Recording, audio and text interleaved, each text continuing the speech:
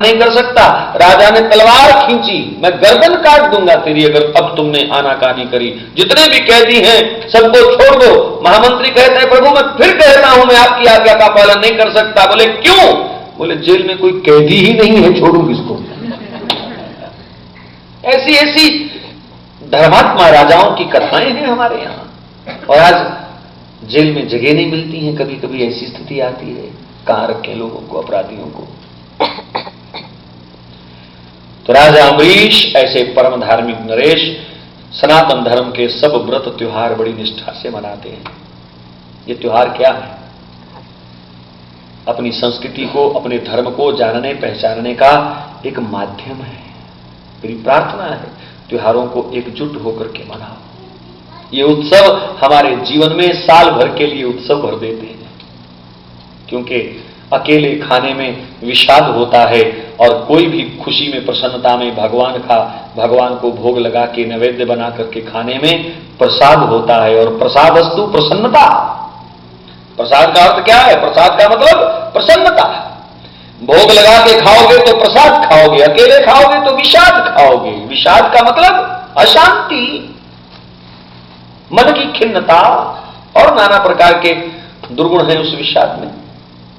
प्रसाद का मतलब प्रसन्नता। उत्सव हमें भगवान के निकट ले जाते हैं। उत्सव हमारे जीवन में खुशियां भर देते हैं भगवान की। इसलिए किसी न किसी बहाने भगवान के उत्सव मनाओ, मंदिरों में भी मनाओ, घरों में भी मनाओ। और आप दूर दराज देश में बैठे हैं, आपको तो ज्यादा जरूरी है अपने उत्सवों में अपनी भक्ति और शक्ति का परिचय दीजिए। हमारा समाज, हमारी हिंदू संस्कृति को मानने वाले लोग बहुत बिखरे हुए हैं पंथों में, नाना प्रकार की विचारधाराओं में। लेकिन मेरी प्रार्थना है कि राम कृष्ण शिव दुर्गा के नाम पर सदा एक हो जाओ। रामनवमी हो, जन्माष्टमी हो, शिवरात्रि हो और भी कोई पर्व हो, एकत्रित होकर के कम से कम अपनी शक्ति का, भक्ति का परिचय दीजिए। वरना एक एक करके हम बिखरते बिखरते बिखर जाएंगे। हमें धार्मिक लोग भी बिखेर रहे हैं, हमें राजनीतिक लोग भी बिखेर रहे हैं। हमारी संस्कृति ने सर्वे भवन्तु सुखिना कह करके सबका भला चाहा, लेकिन इस संस्कृति का भला चाहने वाले बहुत कम लोग हैं। ईर्ष्या है, ईर्ष्या बहुत है। मुगलों ने भारत पर राज्य करना चाहा, किया भी, लेकिन आखिर खदेड़ दिए गए। अंग्रेजों ने भारत पर राज्य करना चाहा, किया, लेकिन आखिर निकाल दिए गए, खदेड़ दिए गए। आज वही शक्तियां आश्चर्यचकित होकर के भारत की ओर देखती हैं ईर्ष्या से कि हमने सैकड़ों देशों को गुलाम बना लिया, हमने सैकड़ों संस्कृतियों को परिवर्तित कर दिया अपनी संस्कृति में, लेकिन भारत हमारे काबू क्यों नहीं आया? और इस चिढ़ के कारण वो नाना प्रकार के आतंकवाद इत्यादि को खड़ा करके भारत की संस्कृति में वो खलहन पैदा कर रहे हैं, अशांत कर रहे हैं भारत की संस्कृति को। ये देव संस्कृति नष्ट करने का प्रयास कर रहे हैं। इस सर्वे भवन्तु सुखिना का उद्घोष करने वाली संस्कृति को नष्ट करना चाहते हैं। और उसी नष्ट क्रिया में, उसी विध्वंस क्रिया में अगर हम भी शामिल हो गए तो फिर रक्षा कौन करेगा? इसलिए अपने व्रत त्योहारों के माध्यम से एकजुट होकर के अपनी संस्कृति को बुलंद कीजिए। घर परिवार में बच्चों को ऐसे संस्कार दीजिए, वो भले यहां पैदा हुए हों, भले यहां के स्कूलों में पढ़ रहे हों, भले यहां के पर्यावरण का वो सुख दुख देख रहे हों, लेकिन कम से कम उन्हें देव ऋषि संस्कृति का कुछ ना कुछ ज्ञान होना चाहिए। प्रत्येक मां का कर्तव्य है, जब तक बच्चा तुम्हारी गोद में है, जब तक तुम्हारे हाथ से वो खाना खा रहा है, उसे सिखाइए बेटा मंगल भवन अमंगल हारी, प्रभु सुदशरथ अजर बिहारी, रघुकुल रीति सदा चली आई, प्राण जाओ पर वचन जाए। ये संस्कार देने पड़ेंगे।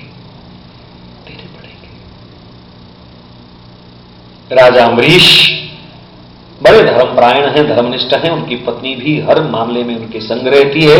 अनेक यज्ञ इत्यादि अम्बरीश ने किए, अनेक व्रत अनुष्ठान करते थे, लेकिन एकादशी के व्रत पर उनकी बड़ी निष्ठा थी। एकादशी के व्रत को वो बड़ी निष्ठा से, बड़ी श्रद्धा से करते थे। एकादशी सर्वश्रेष्ठ व्रत कहा गया सब धर्मों, हमारे तमाम व्रतों में। सब व्रत श्रेष्ठ हैं, लेकिन एकादशी का विशेष महत्व है।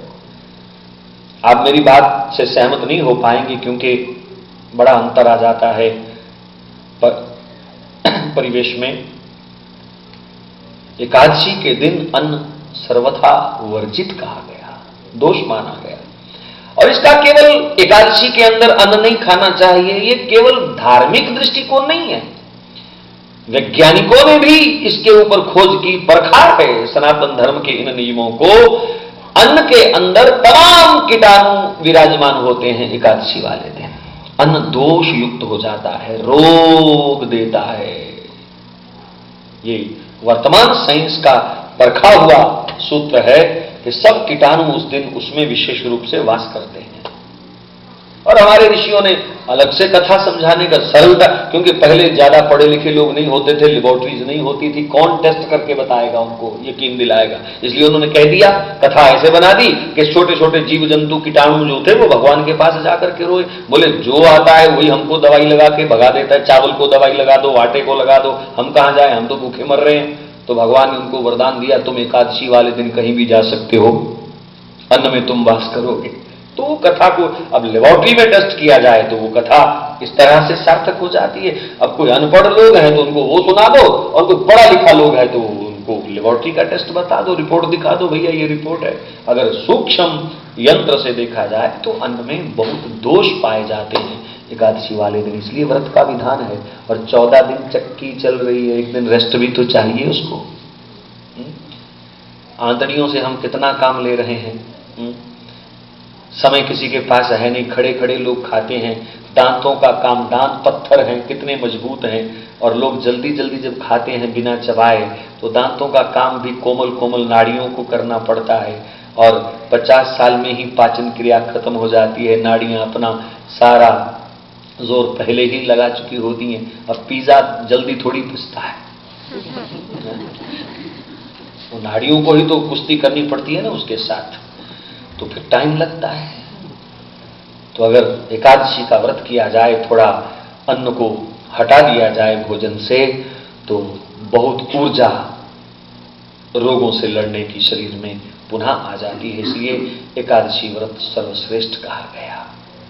एकादशी के दिन प्रकृति का जो ऊर्जा स्रोत होता है वो अलग प्रकार का होता है। अन्न से आलस्य बढ़ता है शरीर में। अगर एकादशी के दिन हम अन्न छोड़ें तो एक नई ऊर्जा का संचार हमारे अंदर होगा, पॉजिटिव एनर्जी एक आती है शरीर के भीतर। आप लोग प्रयास करके देखिए, कोशिश करके देखिए। तो राजा अम्बरीश की एकादशी में बड़ी निष्ठा थी, बड़ी लगन से एकादशी करते थे। एक बार उन्होंने वर्ष भर एकादशी का पालन किया।